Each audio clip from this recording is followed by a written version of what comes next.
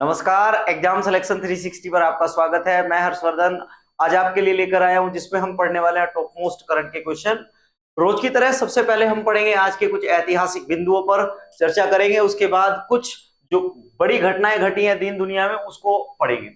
आज ही के दिन क्या हुआ था, अकबर की मृत्यु हुई थी और अकबर के सबसे बड़े लड़के जिसका नाम क्या था, सलीम, दिल्ली सल्तनत या मुगल सल्तनत आप कह सकते हैं, उसकी बागडोर उन्होंने संभाली थी। लंबे शासनकाल के बाद 53-54 साल के शासनकाल के बाद अकबर का देहांत हुआ था। दूसरी एक महत्वपूर्ण घटना क्या है कि 1851 में कलकत्ता, अब कोलकाता कहते हैं, तो डायमंड हार्बर के बीच पहली आधिकारिक टेलीग्राफिक लाइन की क्या की गई थी, आज ही के दिन शुरुआत की गई थी। ठीक है, और टेलीग्राफिक को 2012 में लगभग पूरी तरीके से बंद कर दिया गया था। 2013 की अगर बात करें तो सुप्रसिद्ध भारतीय पार्श्व गायक मन्ना डे बहुत ही फेमस व्यक्ति रहे हैं भारत के इतिहास में। आप ये कह सकते हैं कि जो भारत का संगीत रहा है, इस भारत के संगीत में सबसे बड़ी अगर हस्तियों में किसी का नाम है तो मन्ना डे का है। तो मन्ना डे का 2013 में आज ही के दिन निधन हुआ था। बहुत ही बेहतरीन क्वेश्चन, पहला क्वेश्चन के कोलोगिन ट्रिपुरेंसिस जो समाचारों में देखा गया है, ये किस प्रजाति से संबंधित है?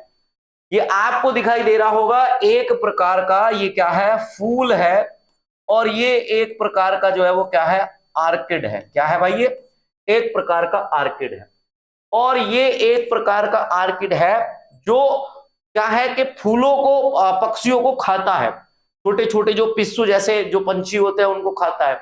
नई इसकी प्रजाति जो है वो क्या की गई है, खोजी गई है। अगर आपसे पूछा जाए कहां पर, तो त्रिपुरा के जम्पू हिल में एक आर्डिक प्रजाति खोजी गई है। ठीक है, इसके अलावा आर्डिक के बारे में आपको बताएं तो ये इंडो म्यांमार जैव विविधता हॉटस्पॉट में चौड़ी पत्ती वाले जंगलों से पाया गया है। इसके अलावा जीनस की लगभग पूरी दुनिया में 6000 प्रजातियां हैं, और भारतीय उपमहाद्वीप और दक्षिण पूर्वी एशिया प्रशांत द्वीपों में यह मुख्यतः पाया जाता है। साथ ही में आपको ध्यान ये भी रखना है कि अपनी सजावटी अपील और आसन वृद्धि के लिए ये मूल्यवान होते हैं। आपको दिखाई दे रहा होगा कि ये अपनी सजावट के लिए जो है काफी मूल्यवान दिखाई देते हैं, और इनके खाने के लिए जो है ये जो छोटे छोटे पंछी हैं ये इनको क्या करते हैं, खाते हैं।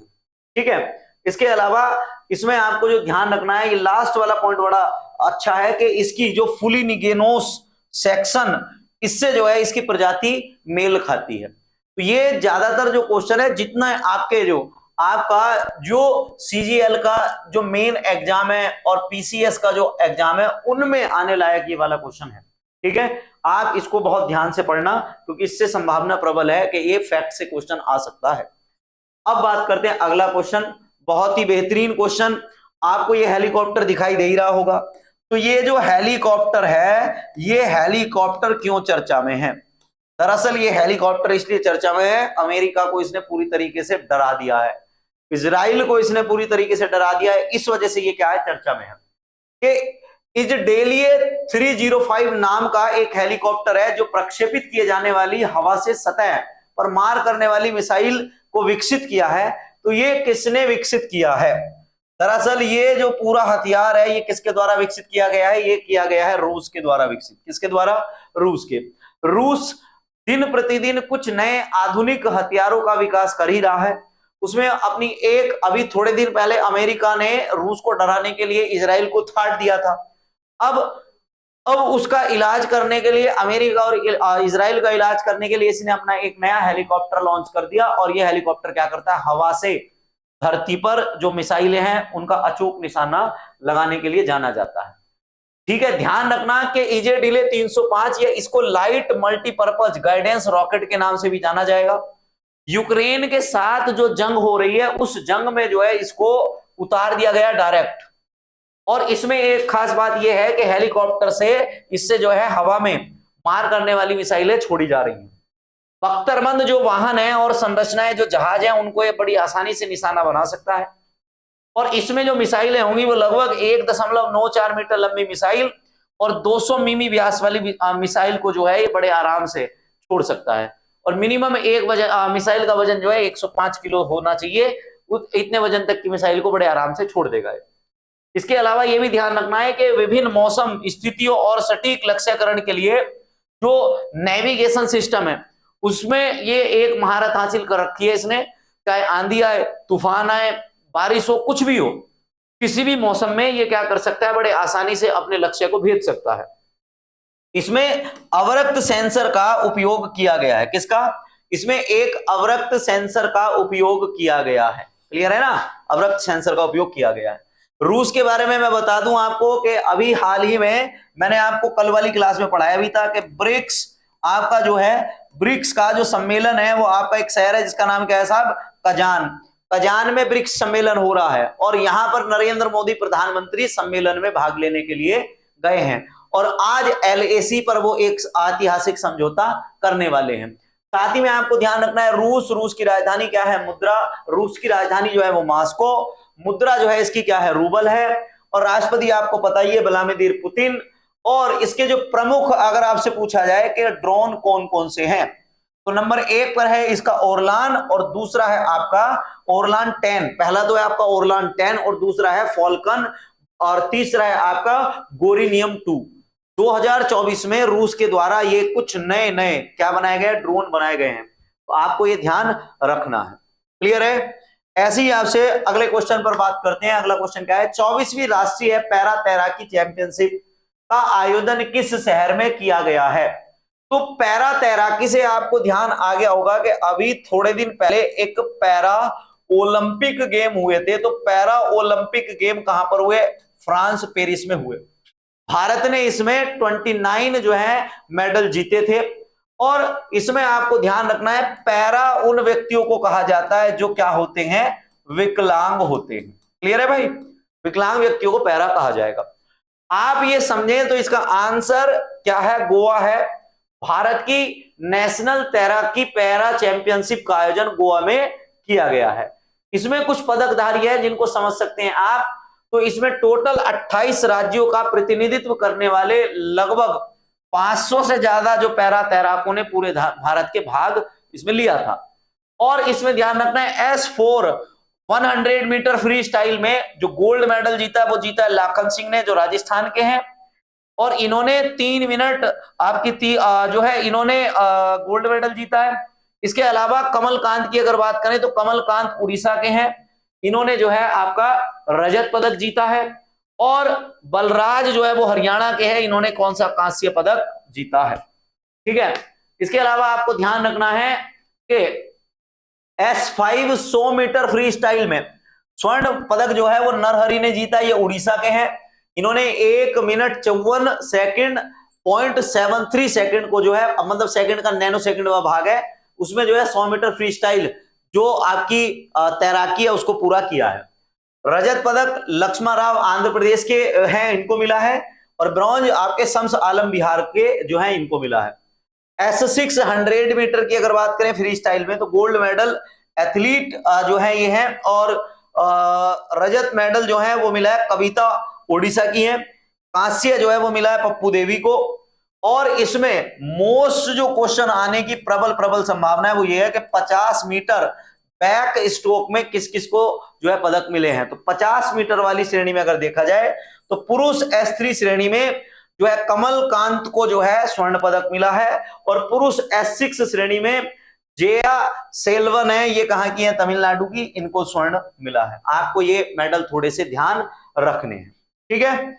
आपको मैं एक बात और बता दूं कि भारत ने पहला पैरा ओलंपिक पदक भी किसमें जीता था? तैराकी में ही जो है जीता था। तैराकी में कौन सा? गोल्ड जीता था, पहला वाला ही। तो तैराकी में भारत जो है अच्छे खासे पदक लेकर आता है पैरा खेलों में।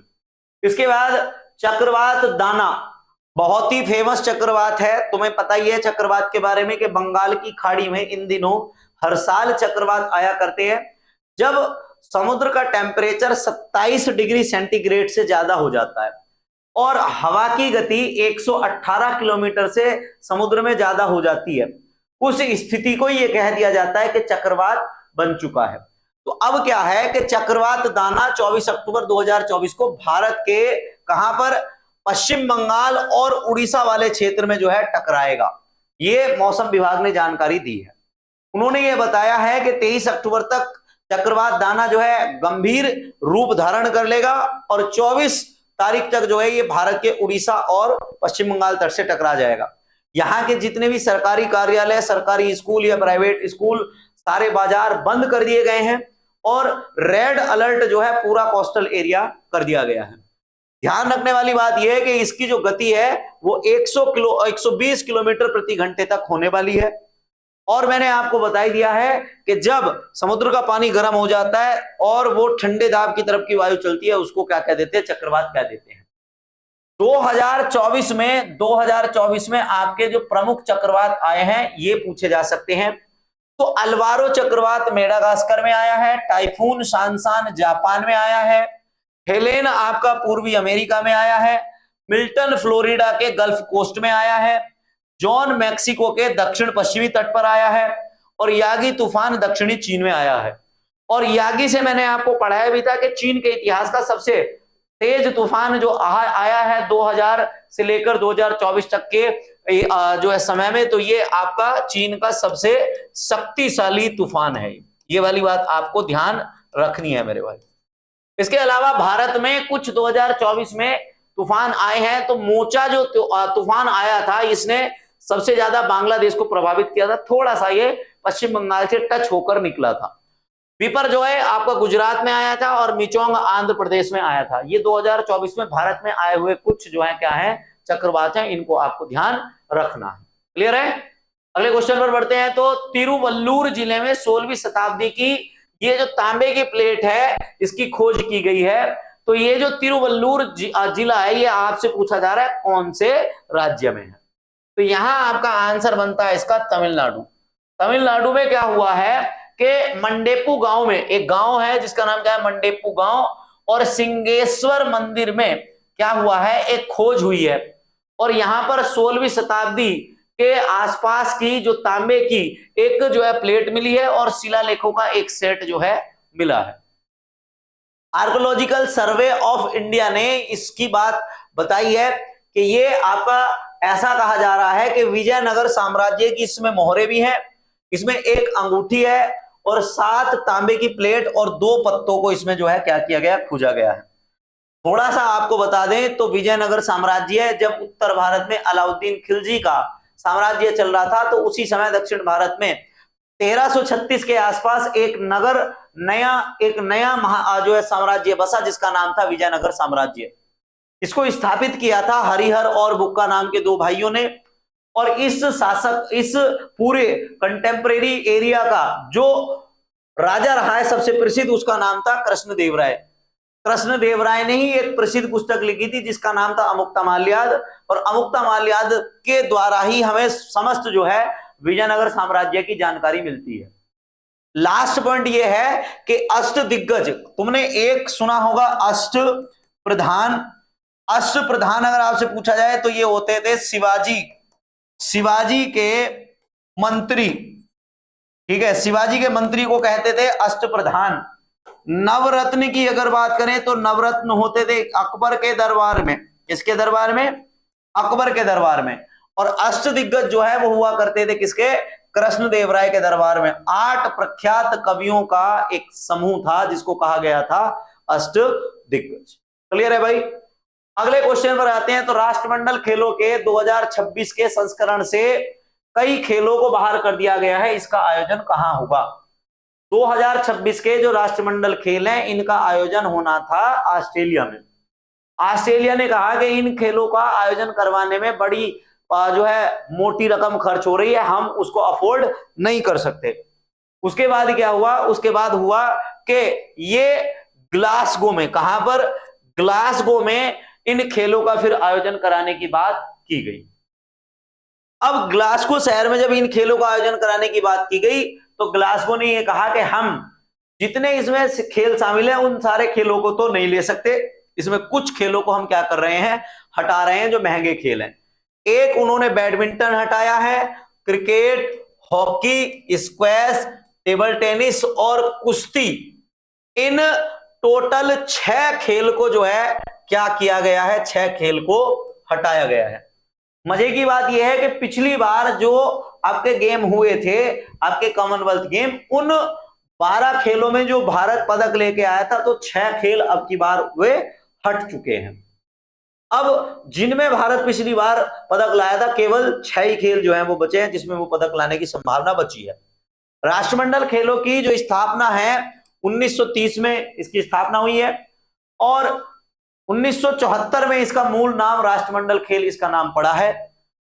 2026 का संस्करण ग्लासगो में आयोजित किया जाएगा और 2022 में अगर कॉमनवेल्थ गेम्स की अगर बात करें तो भारत ने इसमें टोटल 61 पदक जो है जीते थे। और लास्ट वाला जो आयोजित किया गया था आपको पता ही है कि इंग्लैंड के बर्मिंघम शहर में इसका आयोजन किया गया था। क्लियर? चलो भाई, ये क्लियर हो गया तो अब बढ़ते हैं आगे। मिशन वसुंधरा 3.0 किस राज्य का कार्यक्रम है जो स्वदेशी भूमि के अधिकारों के लिए प्रयास के लिए बनाया गया है? तो आपको ये चेहरा देखने के बाद आंसर पता चल ही गया होगा कि ये कौन है। हेमंत बिस्वा शर्मा। ठीक है, हेमंत बिस्वा शर्मा। और इन्होंने अभी कुछ कड़े कड़े जो है निर्णय लिए हैं जिससे ये चर्चा में बने हुए हैं। तो आंसर आपको पता चली गया। आंसर क्या है साहब? आंसर है असम। क्या है आंसर? असम है। इन्होंने अभी जो है लड़कियों को पढ़ाने के लिए मुइजू योजना चलाई थी जिसमें 12वीं और ग्रेजुएशन और पोस्ट ग्रेजुएशन की लड़कियों को जो है एक धनराशि दी जा रही थी। इसके अलावा इन्होंने क्या किया था कि असम में जो नए राशन कार्ड बनेंगे उनके लिए एनआरसी जो है वो सभी के लिए क्या कर दी थी? लागू कर दी थी। ऐसा करने वाला पहला स्टेट जो बना था वो कौन बना था? असम बना था। इसके अलावा ध्यान रखने वाली बात यह है कि शंकरदेव कला क्षेत्र में मिशन वसुंधरा 3.0 का आधिकारिक शुभारंभ किया गया है। इसका उद्देश्य यह है कि जो ऐसे समुदाय हैं जिनके पास भूमि नहीं है उनको भूमि का अधिकार दिया जाए, उनकी जोतों की अधिक सुरक्षा की जाए और मान्यता सुनिश्चित की जाए कि हाँ ये भी एक किसान है, और लोगों को भूमि के अधिकारों की पहचान की जाए कि तुम्हारी भूमि को कोई भी हत्या नहीं सकता है, जो आपकी भूमि है उस पर आप ही खेती कर सकते हैं। ये इसका एक उद्देश्य है। अगर बात करें कि ये योजना कब शुरू की गई थी तो 2 अक्टूबर 2021 को मिशन वसुंधरा का पहला फेज शुरू किया गया। फिर 2022 में नवंबर में इसका दूसरा संस्करण जो है शुरू किया गया। और यहां सबसे ज्यादा जो फेमस एक वर्ग है जिसको कहा जाता है गोरखा, तो असम में गोरखा समुदाय को भूमिपुत्र कहा जाता है। ये बात ध्यान रखनी है। ठीक, असम की अगर बात करें तो 26 जनवरी 1950 को इसकी स्थापना हुई है और इसके राज्यपाल जो है वो कौन है? लक्ष्मण आचार्य हैं। मुख्यमंत्री हेमंत बिस्वा शर्मा है।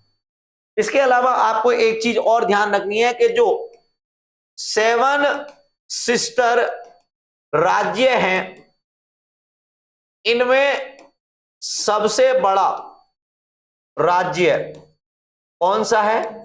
सबसे बड़ा राज्य कौन सा है? असम। क्लियर है? चलो अगले क्वेश्चन पर बढ़ते हैं। अगला क्वेश्चन क्या है? रेलवे ने इंडियन ऑयल को हराकर महिला हॉकी टीम का खिताब जीता है। ये इनका कौन सा खिताब है? तो महिलाओं की टीम है जो रेलवे की तरफ से खेल रही है। तो रेलवे ने क्या किया है? महिलाओं की तरफ से एक नेशनल जो है हॉकी का टूर्नामेंट आयोजित किया जा रहा था, तो इन्होंने अपना चौथा जो है क्या कर लिया है? टूर्नामेंट जीत लिया है। रेलवे स्पोर्ट प्रमोशन बोर्ड ने घोषणा की है कि 3-1 से जो है इंडियन ऑयल की जो टीम है उसको हराकर रेलवे ने मैच जीत लिया है। वंदना कटारिया भारत की सर्वाधिक अंतरराष्ट्रीय मैच खेलने वाली खिलाड़ी हैं। इन्होंने जो है प्रतिनिधित्व किया था रेलवे का।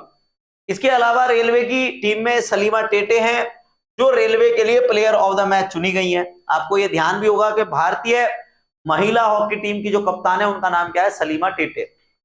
केंद्रीय प्रत्यक्ष कर बोर्ड सीबीडीटी ने भारतीय खेल प्राधिकरण और गोल रहित नियमित के समय के बाद पेनल्टी शूट आउट में 3-2 से हारकर जो है कांस्य पदक जीता है। आपको यह भी ध्यान रखना है कि केंद्रीय प्रत्यक्ष कर बोर्ड की टीम ने भी क्या किया है? कांस्य पदक जीता। अगले क्वेश्चन में देखते हैं। तो यातायात निगरानी के लिए नया सिटीजन सेंटिनल ऐप लॉन्च किया गया है। तो ये कैसे लॉन्च किया गया है? दरअसल इस तरह के ऐप को पहले 2 राज्य और लॉन्च कर चुके हैं। तीसरा राज्य जो बना है आपका केरल बना है। केरल में आपको बता ही रहा हूं, बार बार चर्चा में आ भी रहा है कि अभी वक्फ बोर्ड पर जो मीटिंग चल रही है उस जुडिशरी जो संयुक्त बैठक हो रही है उस बैठक का विरोध करने के लिए इसने अपनी विधानसभा में एक विधेयक पारित किया था।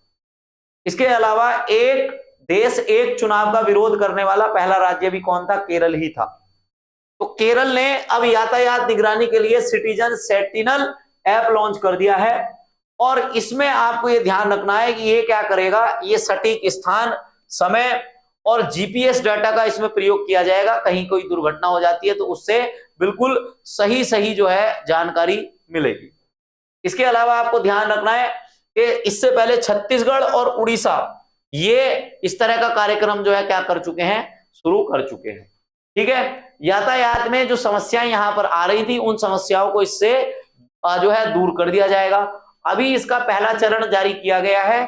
सरकार का यह कहना है कि धीरे धीरे इसके 2 और फेज जारी किए जाएंगे, इसमें अपडेशन जो है देखने को मिलेगा। क्लियर है? अगले एक क्वेश्चन पर और आते हैं। अगला क्वेश्चन क्या है? तो देखो केरल के बारे में ये आपको जरा ध्यान रखना है कि केरल में लोकसभा सीट 20 है, विधानसभा सीट 140 है, राज्यसभा सीटें 9 है। यहाँ के राज्यपाल कौन है? राज्यपाल आरिफ मोहम्मद खान है और मुख्यमंत्री जो है पिनारी विजयन है। लास्ट क्वेश्चन है और बहुत ही बेहतरीन क्वेश्चन है। विश्व पोलियो दिवस कब मनाया जाता है?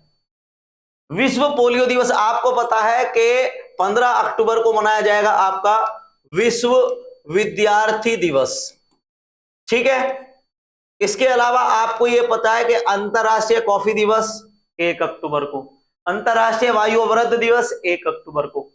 अब अगला क्वेश्चन क्या आया कि आपका जो विश्व खाद्य दिवस है वो आपका कब मनाया जाएगा? चलो आप कमेंट करके बताओ कि विश्व खाद्य दिवस कब मनाया जाएगा। तो ऑप्शन में दे रखा है। इसके बाद लास्ट ये है कि 24 अक्टूबर को आपका विश्व पोलियो दिवस मनाया जाता है। पोलियो आपको अगर पता करें तो ये बता सकते हैं कि पोलियो एक जो है ऐसी बीमारी है जो वायरस के द्वारा फैलती है और इससे पूरे शरीर का तंत्रिका तंत्र प्रभावित होता है। और याद रखना कि जो है इसकी खोज कार्ल लैंडस्टीनर और एरविन पॉपर के द्वारा की गई थी। और जो आप कह सकते हैं कि पोलियो जो है, पोलियो क्या करता है, ये एक प्रकार का आरएनए वायरस है, रिट्रो वायरस है, जिसको पोलियो माइलाइटिस के नाम से भी जाना जाता है। और इसमें ध्यान रखना है कि पोलियो के टीके की खोज जोनास साल्क के द्वारा की गई है। इसको कई जगह आप जॉन ई साल्क के नाम से भी पढ़ेंगे तो उसमें आप कंफ्यूज ना हो कि जोनास साल्क कोई अलग है या जॉनी साल्क अलग है, ये एक ही व्यक्ति है। और वैक्सीन की खोज जो है इसकी किसने की थी? अल्बर्ट साबिन ने, जिसको आप ओपीवी के नाम से जानते हैं ना। ओपीवी, ये छोटा बच्चा आपको फोटो में दिख ही रहा होगा कि ये जो वैक्सीन दी जा रही है इसको दी जा रही है ओपीवी, ओरल पोलियो वैक्सीन। मुंह के द्वारा जो वैक्सीन दी जाती है उसको कहते हैं ओरल पोलियो वैक्सीन। क्लियर है? और साथ साथ में ध्यान रखना है भारत को 27 मार्च 2024 में डब्ल्यूएचओ के द्वारा एक घोषणा पत्र, एक जो है प्रमाण पत्र दे दिया गया था कि भारत क्या हो चुका है, पूरी तरीके से पोलियो मुक्त हो चुका है। क्लियर है? आज के लिए सारे क्वेश्चन हमने पढ़ लिए हैं, बहुत महत्वपूर्ण क्वेश्चन पढ़े हैं। आज के लिए इतना ही करते हैं, मिलते हैं कल एक नई क्लास में और फिर नए क्वेश्चन पढ़ेंगे बहुत अच्छे तरीके से। आज के लिए इतना ही, धन्यवाद।